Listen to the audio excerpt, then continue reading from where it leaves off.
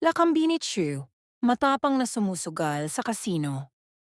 Usap-usapan hanggang sa ngayon kung bakit kinasuhan ni Kim ang kanyang ate na si Lakam o Lakambini Chu. Ang pagsusugal pala sa kasino ni Lakambini ang dahilan kung bakit nagkaroon ng serious financial discrepancies ang negosyo nila ni Kim Chu. Kung ating babalikan, gulat na gulat ang mga netizens matapos nagsampa ng kaso si Kim laban sa kanyang ate na si Lakambini. Aminado naman ang actress na ito ang isa sa pinakamahirap na desisyon na kanyang gagawin o most painful steps she has ever taken in her life. Ayon sa mga ulat, nalulong sa sugal o sa kasino si Lakambini dahilan upang maubos ang milyon-milyong pera na hinuhugot niya di umano mula sa business ventures nila ng kanyang kapatid na si Kim. Ani Attorney Falsis. She got hooked into gambling. She was often spotted in Solaire or a hotel casino. Lacam lost hundreds of millions of pesos from Kim Chu's earnings to gambling in the last 2 years.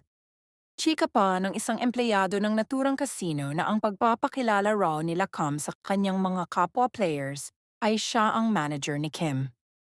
Hindi naman lingid sa marami na ang Star Magic ang namamahala ngayon sa showbiz career ng dalaga. Ibinahagi rin ng casino staff na isang VIP client si Lakambini sa kanila.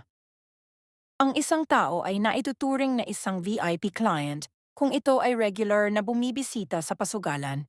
Ibig sabihin na kailangan mo munang gumastos at sumugal ng milyon-milyong peso para maging miyembro sa kanilang rewards program.